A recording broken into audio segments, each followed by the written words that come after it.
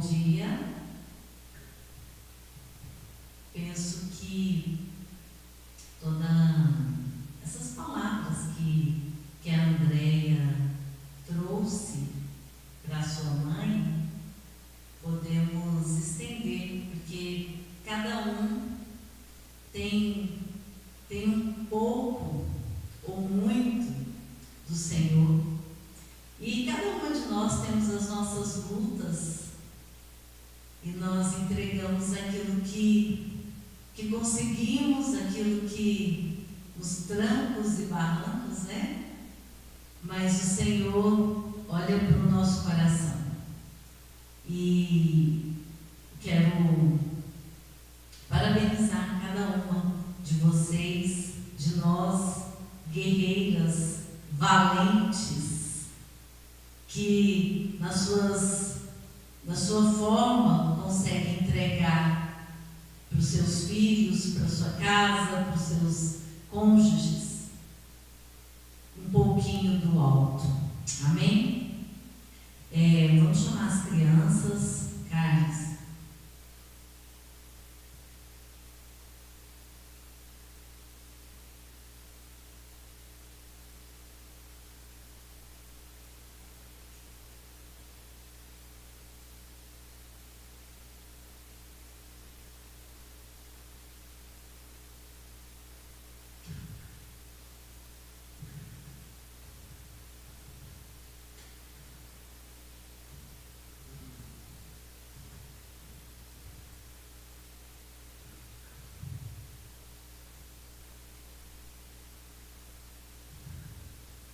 Amém, Senhor. Nós te bendizemos na beleza da tua santidade, da tua paternidade, esse santo cuidado que o Senhor teve conosco, Senhor, de nos dar Jesus, de nos conceder esse homem que se fez maldição por nós. Ajuda-nos, Senhor, a compreendermos com mais profundidade essa realidade.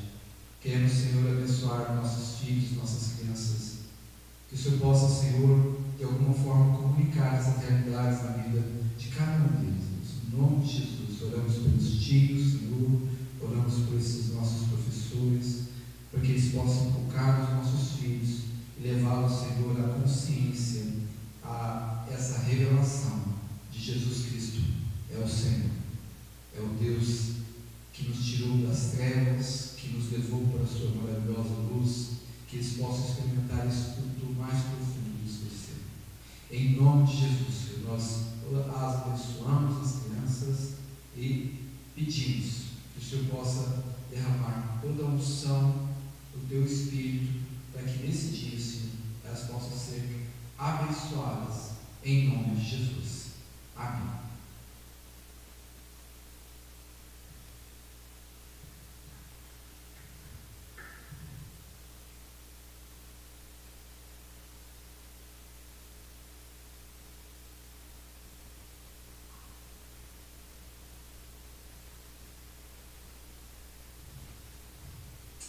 Amém, irmãos. Obrigada.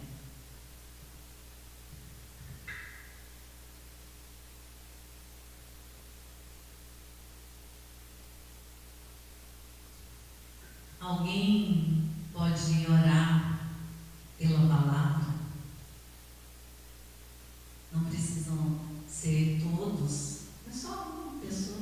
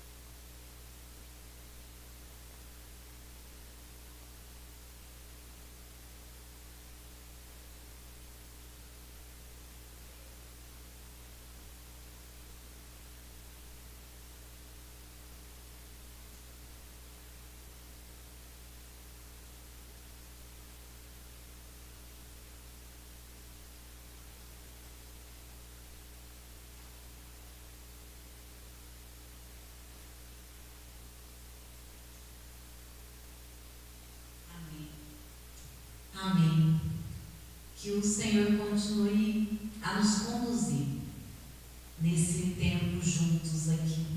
Amém? Hoje, como foi falado aqui, como sociedade, nós comemoramos o Dia das Mães. E a título de curiosidade, essa comemoração ela tem suas raízes em diferentes culturas.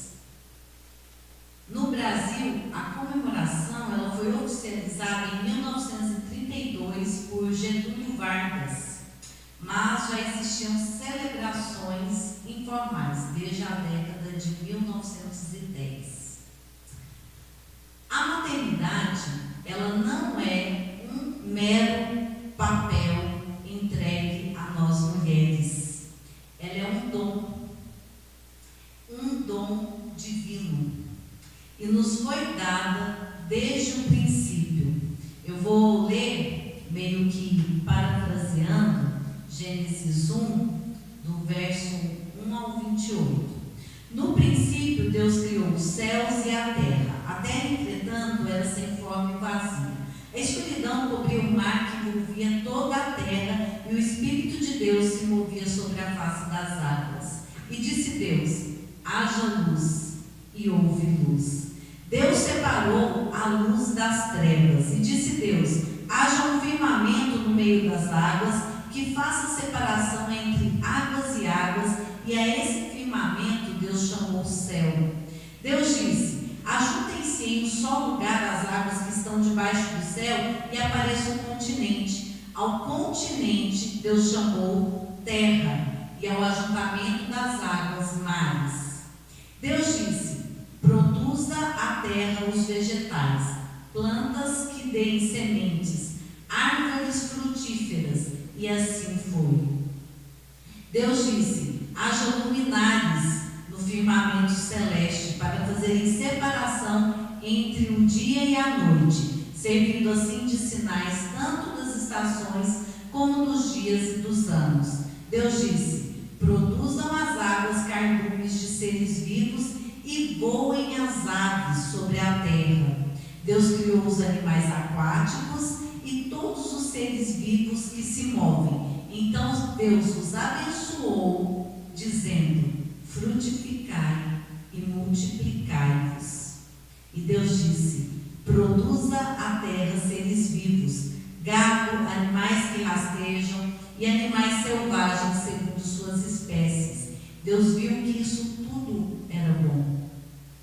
E Deus disse: façamos o homem à nossa imagem, conforme a nossa semelhança. Domine ele sobre os peixes do mar, sobre as aves do céu, sobre o gado, sobre os animais selvagens e sobre todo o animal rastejante. E Deus criou o homem à sua imagem, a imagem de Deus o criou, homem e mulher os criou. Então Deus abençoou e lhes disse: frutificai-vos e multiplicai, enchei a terra e sujeitai.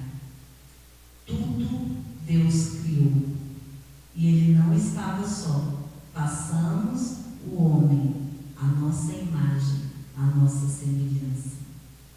Deus disse para que toda espécie de animais aquáticos, os que voam, os que vivem na terra, frutificassem e multiplicassem.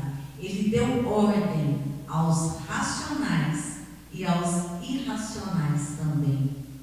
Frutificar, multiplicar é bênção do Eterno, entregue a nós no Éden. A maternidade, ela é um presente do Pai. O Salmo 127, no verso 3, diz: herança do Senhor são os filhos, o fruto do ventre, o seu galardão. Na versão King James, quanto aos filhos, eles são herança do Senhor. O fruto do ventre é um presente de Deus. Amém? A maternidade, ela é um presente, e a cada dia ela tem sido cada vez mais negligenciada, e não só negligenciada, mas ela também tem sido terceirizada.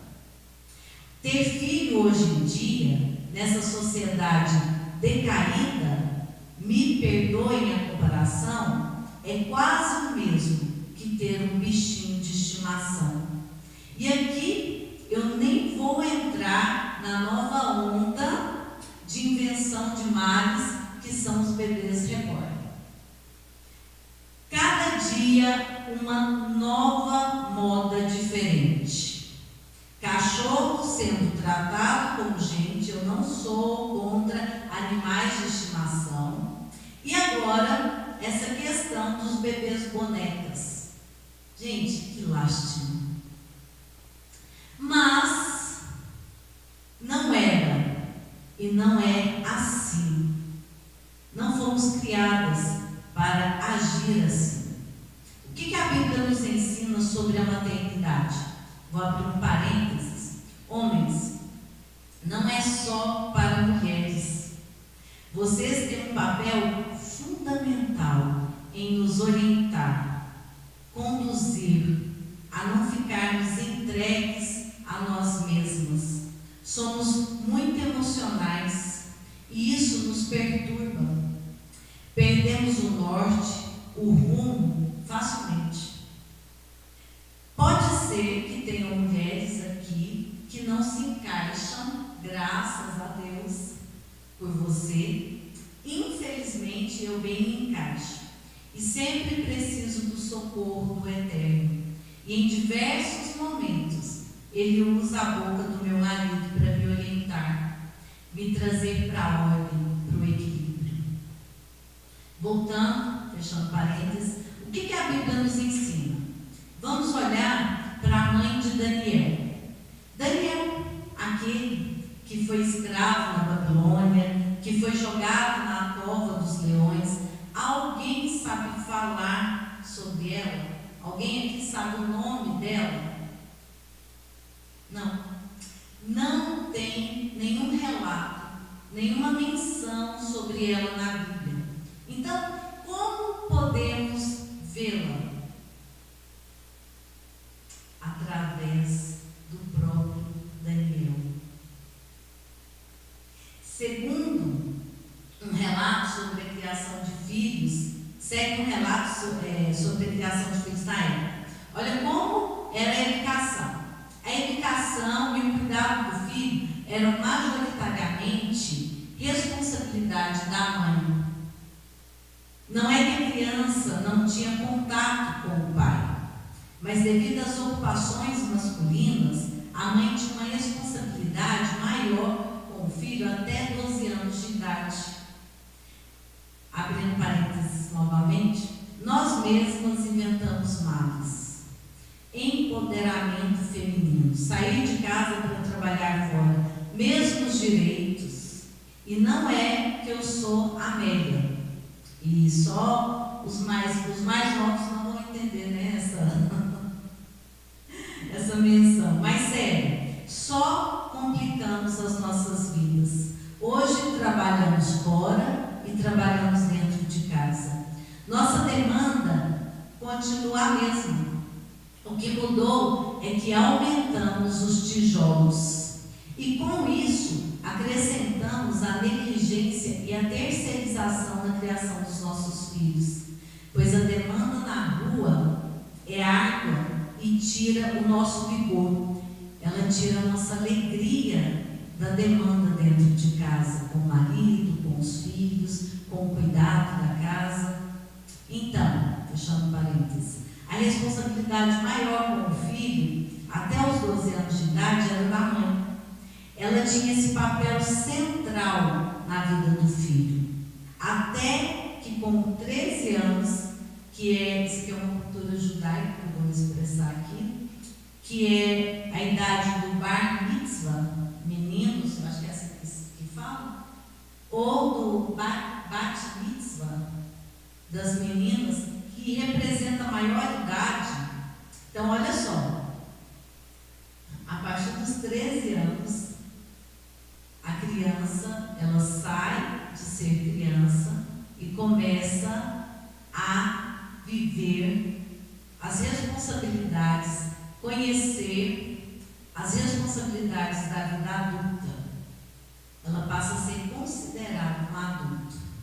Não existia esse negócio de adolescente. Esse termo é coisa da psicologia e da pedagogia moderna.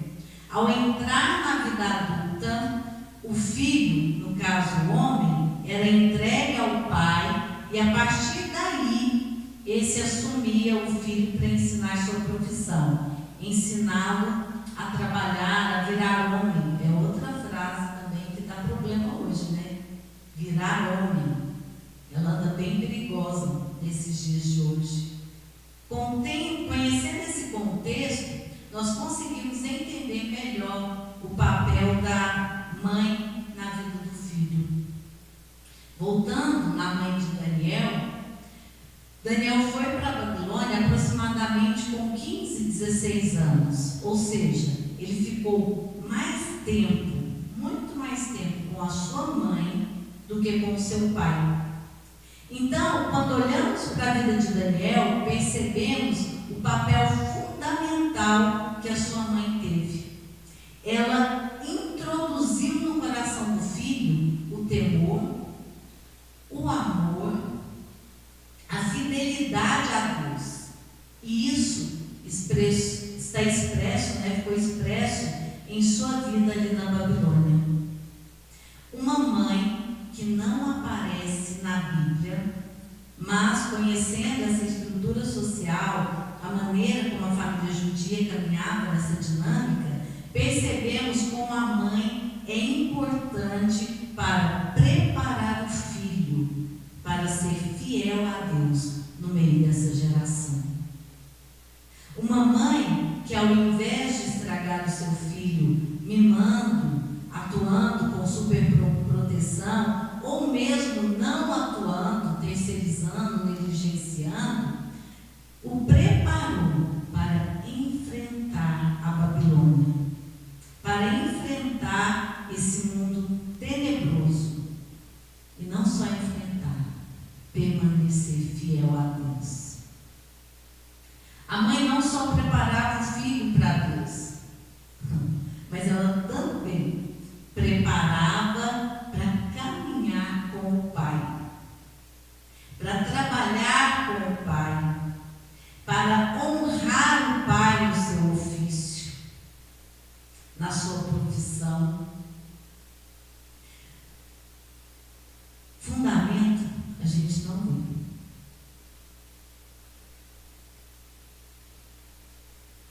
Um prédio, uma casa para ficar de pé e permanecer, é preciso fundamentos bem estruturados, senão qualquer ventinho derruba. Entendem? Alguém ensinou a fé inabalável para Daniel. Sua mãe o ensinou a não se misturar, a não se contaminar com os prazeres dessa terra. E algo bem impressionante era que não era uma fé religiosa. Daniel, ele viveu ali na Babilônia, ele assumiu a sua identidade e ele era querido por todos aqueles que estavam ali. O rei o amava.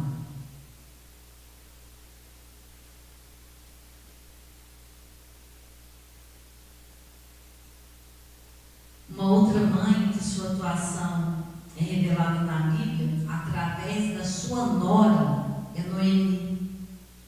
Sua diligência materna é expressada na resposta de Ruth. Ruth 1, nos versos 16 e 17, vamos abrir? Ruth, depois de Juízes.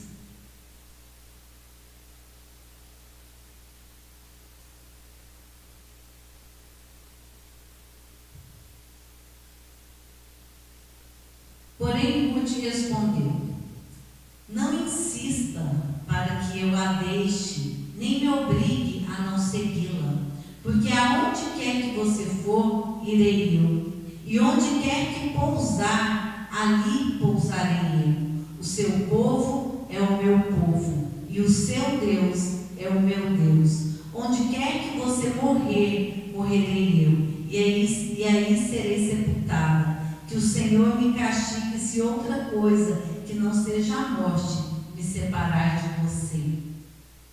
A fidelidade de Ruth em relação ao Deus verdadeiro não está no que ela aprendeu de sua mãe biológica. A mãe dela era moabita. E sim do que ela aprendeu da sua sogra. A sogra adotou Ruth. Ela se tornou mãe. Como a sociedade, no decorrer dos tempos e das décadas, elas fazem essa separação, né? A nora. E tem filmes e livros que eles retratam quando os nossos filhos se casam, nós não ganhamos uma nora e um genro, nós ganhamos filhos. A família aumenta, ela não separa. Amém? Faz sentido? A maternidade ela não está relacionada apenas ao parir, ao dar à luz. A mãe biológica, exercemos a maternidade com todos aqueles que o Senhor coloca sob a nossa responsabilidade. E também nessa perspectiva, podemos abraçar a maternidade ou negligenciá-la. Provavelmente o Senhor tem colocado pessoas na sua vida para que esse dom que vem dele seja exercitado. Eu fui criada por uma mãe que muito me ensinou, e a ela eu devo tudo que eu sou como pessoa, como ser humano. Mas teve uma época em minha vida que eu me rebelei de uma forma terrível. Fui para o fundo do poço e o Senhor colocou uma mulher na minha vida, e essa exerceu a maternidade espiritual. E literalmente, queridos, ela enfiou a mão na fossa para me tirar de lá. E eu me atrevo a dizer que ela não colocou só a mão dela para me puxar. Por inúmeros momentos ela entrou naquele lugar fétido e não me puxou, ela me abraçou. E por que eu estou citando essa questão da maternidade espiritual? Porque eu tenho certeza que cada um de nós aqui temos tido oportunidade não de julgar, mas de abraçar. Nós fomos criadas para exercer esse dom divino. De alguma forma, o Senhor coloca pessoas na nossa vida para exercitá-lo. Então, você pode dizer: eu não tenho filhos ainda, então eu estou ainda livre desse peso. Você pode não ter filhos biológicos, como eu falei aqui, mas se desejar olhar à sua volta, vai perceber que o Senhor tem te dado filhos, sim. Somos chamadas para cuidar. A Bíblia diz que as mais velhas ensinam as mais novas. No Novo Testamento, Paulo elogia a mãe e a avó de Timóteo pelo papel que elas tiveram na introdução da fé no coração dele. Uma mãe e uma avó. A Fernanda Brum, não sei se todos conhecem, aquela cantora, pastora, no seu testemunho, ela conta que teve um momento na sua juventude onde os seus pais se separaram. Ela se afundou na lama. E ela experimentou coisas bem fora do contexto cristão. E os pais dela se separaram, então ela andava com uma mochilinha nas costas, porque ela disse que não tinha casa definida. Então, os pais separados, ela um dia estava na casa da tia, outro dia estava na casa dos avós, outro dia estava na casa da mãe, outro na casa do pai. Então, ela vivia mais ou menos dessa forma. E ela se rebelou porque ela disse que os pais, eles eram de dentro da igreja, eles eram firmes na igreja, eles serviam na comunidade onde eles estavam. Só que num determinado tempo, por causa das atividades profissionais, o que eles fizeram? O que Faraó pede? Tijolo. Então eles começaram a mergulhar na vida profissional, no serviço fora, e começaram a se afastar da igreja. Isso não são palavras minhas, tá, gente? É o testemunho dela. E ela disse que eles começaram a se afastar da igreja. Eles foram se afastando, e à medida que eles se afastavam, eles começaram a brigar muito. E à medida que eles foram brigando, os filhos ali participando, a rebeldia entrou na casa, e os pais se separaram, e ela ficou dessa forma que eu falei, com essa mochila nas costas, vivendo de casa em casa. E um dia, ela estava dormindo, e ela disse que foi arrebatada do corpo. E nesse arrebatamento, ela conseguia ver o corpo dela ali dormindo, e ela entrou num nível espiritual, e ela viu muitos anjos e muitos demônios. E ela disse que ela viu os demônios que atuaram na separação dos seus pais. E ela viu os demônios que estavam atuando na sua rebeldia. E ela disse assim que uma voz falou para ela: volta para o seu corpo, acorda e volta para a igreja. E ela disse que pegou a mochila dela, logo no amanhecer, pegou a mochila dela e foi para a casa do pai dela. E na casa do pai dela, ela começou a contar a história para o pai, e a avó estava na cozinha. A avó começou a gritar: glória a Deus, glória a Deus. Quem é avó aqui já sabe como que é ver aquelas que viram ou têm visto seus netos indo para outros lados. Eu tenho certeza. As mães às vezes podem até ficar displicentes, mas as avós cristãs não ficam. Os avós não ficam. E a avó começou a gritar: glória a Deus, glória a Deus. Ela pensou: minha avó está nesse negócio. E ela soube que tinha 3 dias que a avó estava jejuando só à base de água e orando para que a neta tivesse uma experiência com o Senhor. E ela, a partir daquele dia, ela já estava cantando em bares, em vários lugares. A partir daquele dia, ela voltou para o Senhor e a vida dela mudou completamente. Então, esse testemunho é mostrar que a avó da Fernanda, ela pagou um preço de jejum e oração por sua neta, e Deus a ouviu. Deus ouve o nosso clamor. Deus ouve o nosso coração quebrantado. Conheço uma mulher que por 20 anos orou por seu irmão, esse atolado no álcool e na promiscuidade sexual. Hoje, ele é pai de família e ele é um servo fiel a Deus.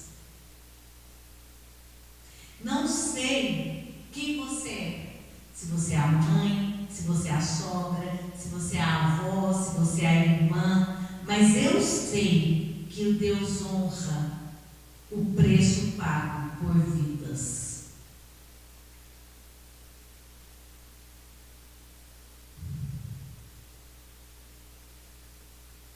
Eu misturei meus papéis aqui.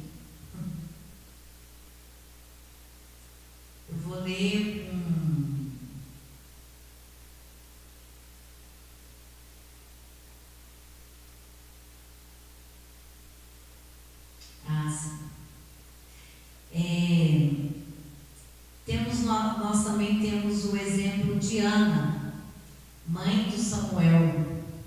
Não vemos Eucana atuando ali. Lembram a fala dele para ela, quando ela chorava, desejosa por um filho? Ele fala para ela: por que você está chorando? E por que você não quer comer? E por que você está tão triste? Será que eu não sou melhor do que 10 filhos?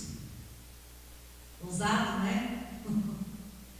Às vezes, nós exigimos dos nossos maridos uma atuação, um sentimento que não é da natureza deles. E muitas vezes reprovamos o que é da natureza deles. Por um lado, nós queremos que eles atuam. Por outro lado, damos nota na atuação deles. Quem não viu o seu marido atuar na disciplina com o seu filho e ficou, mesmo que você não tenha falado, por dentro: por que isso é tão pesado assim?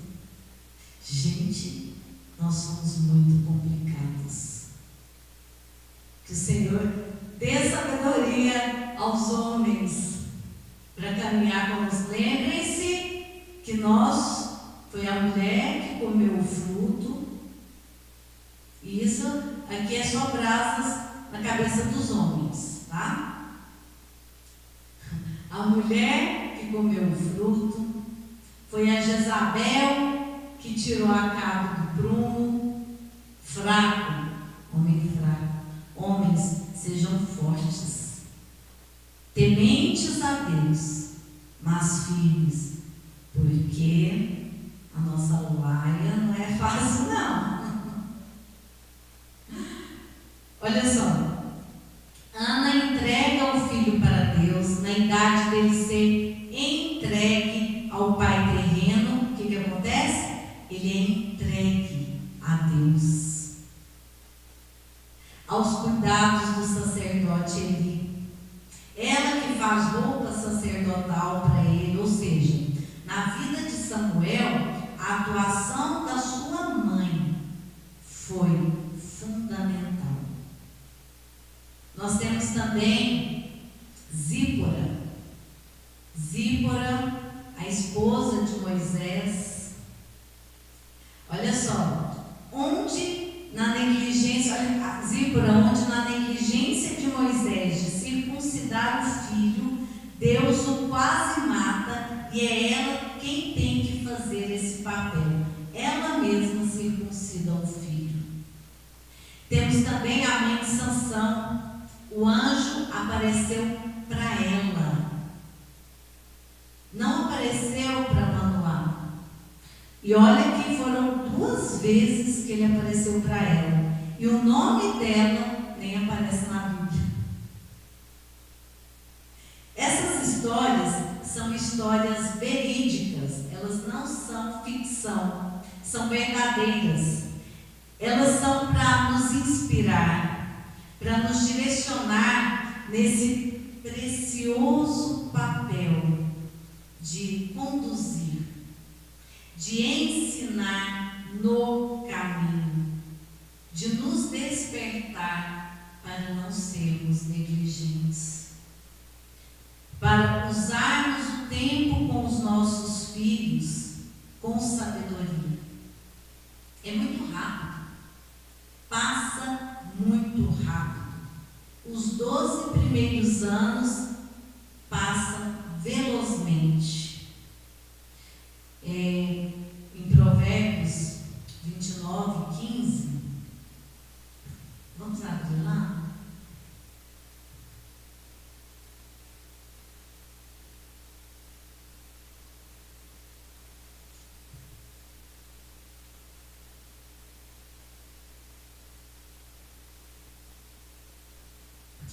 A vara e a disciplina dão sabedoria, mas a criança entregue a si mesma envergonha a sua mãe. Agora, depois desse relato todo, ficou mais fácil entender por que a criança sem disciplina envergonha a mãe. demonstramos valores. E esses valores, eles são uma construção no caráter dos nossos filhos. Apontamos quem eles serão amanhã. E eu não estou falando de profissão, mas quem se tornarão como seres humanos. No ensino, demonstramos fidelidade. Experiência pessoal. Eu me apeguei de forma desnecessária à demanda dos anos iniciais, principalmente com o meu primeiro filho. E eu sei que eu perdi muito das delícias da primeira infância. Hoje eu clamo ao Senhor para recuperar as perdas desse tempo que não volta mais, mas eu sei que Ele, em sua benevolência, pode resgatar, e Ele tem resgatado. Eu vou ler uma história muito preciosa, e ela é curta, e eu peço para vocês terem só um pouquinho de paciência. Ela está nesse livro, Surpreendido pela Voz de Deus, do Jack Deere. É um testemunho de uma mãe. A única pessoa que Mônica amava mais do que seu filho era Deus, o Senhor Jesus Cristo. Quando o filho dela era um bebê, ela costumava cantar hinos de ninar para ele enquanto o amamentava. Ela o consagrou ao Senhor e orava para que ele fosse uma bênção no reino de Deus. A fé e o amor de Mônica ficaram famosos, eram famosos na comunidade cristã da sua cidade. E quando o menino cresceu, sua genialidade também ficou famosa, assim como sua imoralidade e hostilidade contra Deus. O jovem tinha se tornado, só um parênteses aqui, porque às vezes a gente pensa assim: nossa, você começou sua vida cristã agora, seus filhos estão já grandinhos, estão vindo para a igreja agora, e você pode pensar assim: nossa, eu não fui essa mãe tão dedicada, que cantou, que cuidou, que... A Mônica foi. E olha o que aconteceu com o filho dela. Genial. Ficou famoso na sua mente genial, mas também ficou famoso na sua imoralidade, na sua hostilidade contra Deus. Não existe regra. Não existe uma receita que eu possa falar assim: se você fizer assim, assim, assim, seu filho vai crescer maravilhoso. Não. A única receita é: leia a Bíblia e faça a oração se quiser crescer. Comunhão. O jovem tinha se tornado professor universitário de retórica. Ele ocupava todo o seu tempo com bebedeiras, imoralidade sexual e afastava pessoas do único e verdadeiro Deus por meio de especulações filosóficas.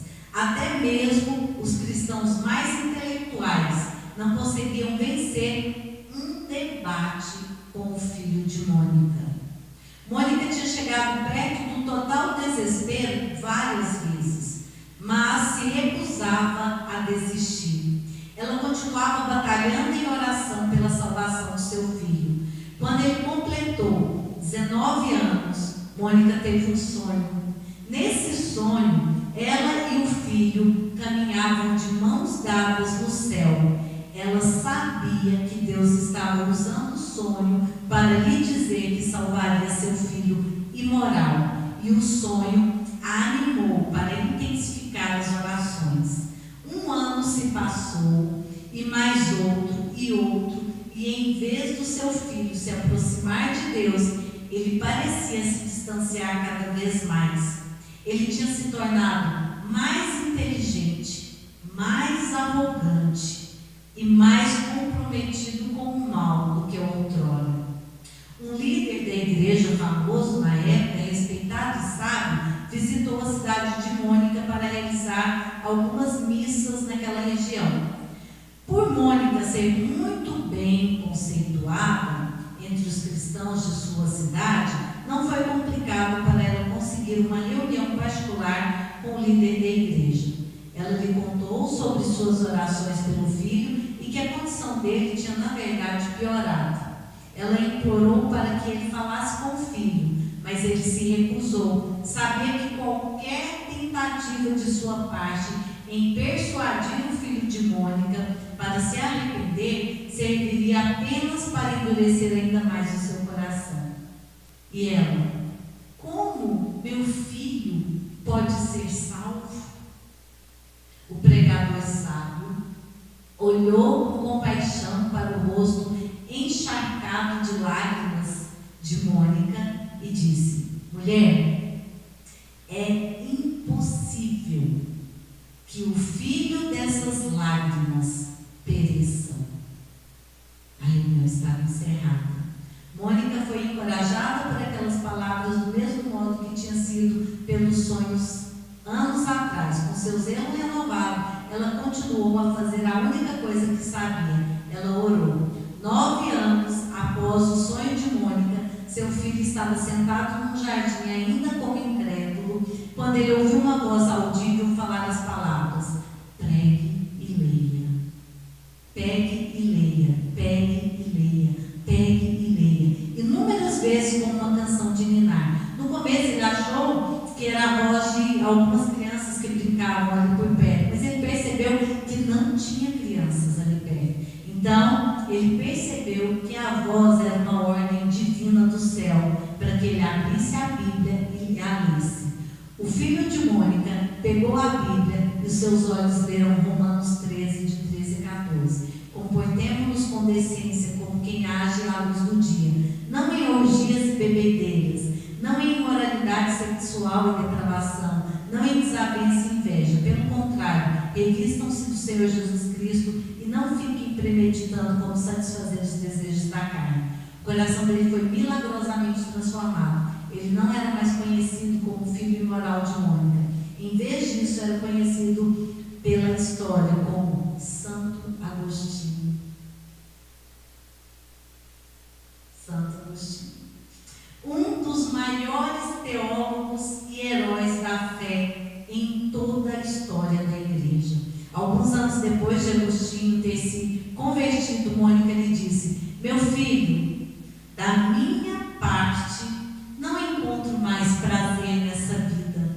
O que ainda tenho que fazer, ou porque ainda estou neste lugar, eu não sei, pois não tenho mais esperança nessa terra.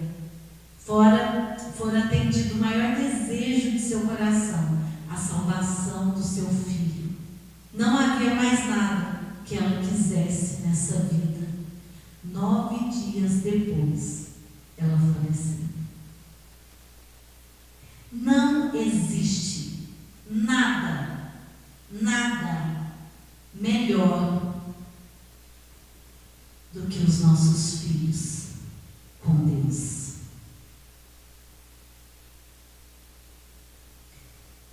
Não há ensino melhor e maior que direcionar os nossos filhos para o seu Pai. Ensinamos nossos filhos, mas no processo nós não sabemos o que realmente eles estão retendo. Só saberemos depois que se tornarem adultos e começarem a fazer as suas próprias escolhas. Precisamos nos libertar dessa sociedade da urgência, fascinada pela entrega rápida. Ensinar leva tempo e exige dedicação. E como falei, no ensino demonstramos fidelidade. Deixar as nossas crianças entregues a si mesmas é injustiça contra elas, pois não sabem ainda como fazer, como proceder, como agir, como controlar as suas emoções. Elas precisam de nós. Exemplos cotidianos que muitas vezes passam desapercebidos. Somos nós que ensinamos a comer, a mastigar de boca fechada. Somos nós que ensinamos a serem organizados, a ajudar nos serviços da casa, a respeitar os mais velhos, a não falar de boca cheia, a não se desesperar porque derramou um suco na toalha limpa, ou porque caiu e ralou o joelho, ou arrancou. Isso não acontece mais nessa época, mas a gente arrancava o tampo do dedão, não é? Quem nunca arrancou o tampo do dedão? Eu vivia sem o meu. Todos esses e muitos outros ensinos são fundamentos, são alicerces. Em uma casa, os alicerces, como falei, não ficam à vista, ninguém vê. Mas se eles não forem bem edificados, bem feitos, bem fundamentados, a casa não se mantém em pé. Sei que tem momentos, muitos momentos, que nós nos sentimos sozinhas. Mas também momentos que nós achamos que não vamos conseguir. Se nos sentimos por demais incompetentes. Mas acredite, é normal e é comum. E vai passar. Os primeiros anos que tanto nos sugam, principalmente na dependência física, vai passar. E chegam novas demandas conforme eles vão crescendo. E então, as plantações vão mostrando os frutos. As plantações de hoje serão colhidas no futuro bem próximo. Como também as colheitas de hoje fazem parte das plantações de ontem. Uma coisa é certa, com o coração inteiro diante do Senhor, as lagartinhas se transformarão em lindas e extraordinárias borboletas. Os nossos filhos são a oportunidade do mundo amanhã ser diferente. Nós estamos em uma sociedade que já está recebendo homens e mulheres fracos, que não sabem ouvir não, que não sabem lidar com a frustração. É em casa que a gente ensina, é falando não. Sexta-feira teve um evento do Dia das Mães, lá no berçário, e aí tem duas funcionárias que têm as crianças que trabalham, que estudam lá comigo. E eu estava junto com o outro, organizando as coisas, e a menininha estava lá perto, chorosa. Aí eu perguntei, o que aconteceu? Ela, eu não quero vestir esse vestido lindo. Só que a mãe colocou o vestido, aí eu não falei nada. Aí depois, sozinha com a mãe, eu falei assim, escuta, só para eu saber, por que você colocou o vestido nela, se ela queria o outro vestido? Aí ela respondeu, porque ela sempre faz isso. Tudo que eu falo, ela fala que não quer. Eu falei, nossa, que mãe maravilhosa! Que mãe do céu! Ensinando a filha a lidar com as frustrações. E, gente, a gente não precisa aparecer uma frustração para ensinar, não. A gente frustra eles. Nosso papel é esse, frustrar vocês. Porque amanhã vocês vão agradecer. O mercado de trabalho já está sentindo a defasagem de profissionais estáveis em suas emoções. E tudo isso é reflexo das casas. Crianças inseguras, crianças autoritárias, crianças desrespeitosas, crianças folgadas. Me lembro da fala do Haroldo sobre como se forma o homem. Ele disse que o homem é a soma das coisas que ele não gosta de fazer, mas faz.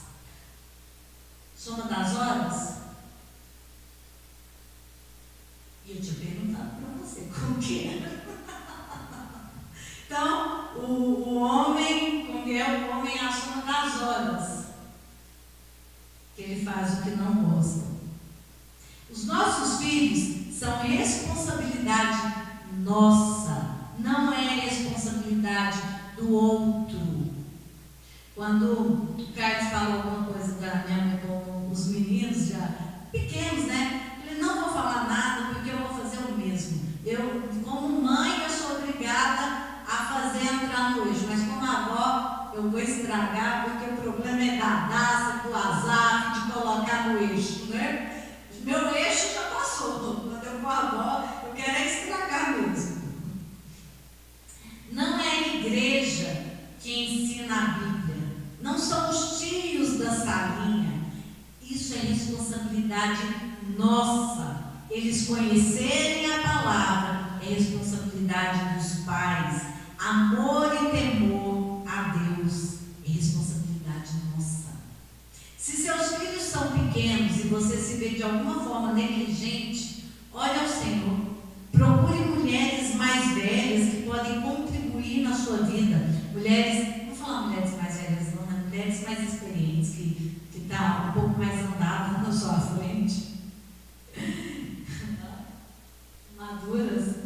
Eu tive e eu tenho mulheres às quais me sujeito, às quais falam em minha vida, que me abençoaram e ainda me abençoam. E queridas, eu não estou dizendo que só é possível se você parar de trabalhar fora e ficar em casa por conta dos filhos. Dos filhos, mas não. Hoje, poucas têm esse privilégio. Eu tive por um pequeno tempo. Você consegue, mesmo trabalhando fora, se dedicar à sua família, à sua casa, e é só o seu coração não ficar entregue à vida lá fora.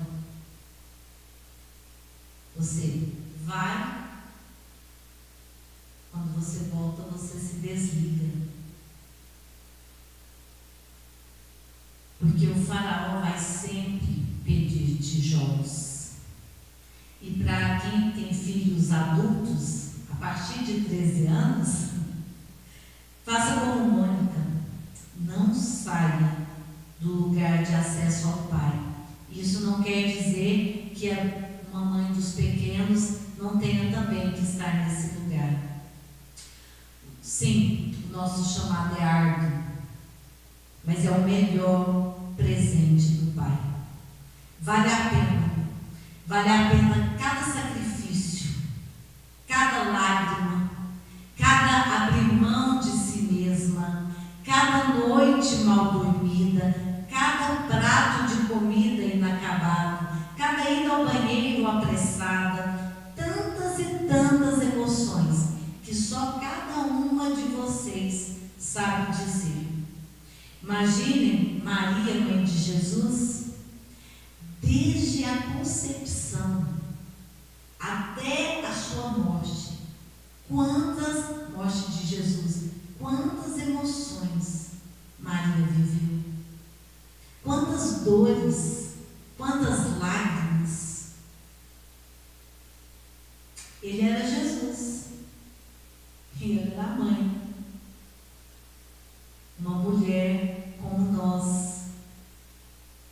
Tantos outros exemplos que nós poderíamos caminhar aqui, tanto na Bíblia quanto à nossa volta, mas que passaríamos horas falando. Só o Senhor pode nos dar a alegria, a graça e o coração para entender, dedicar e caminhar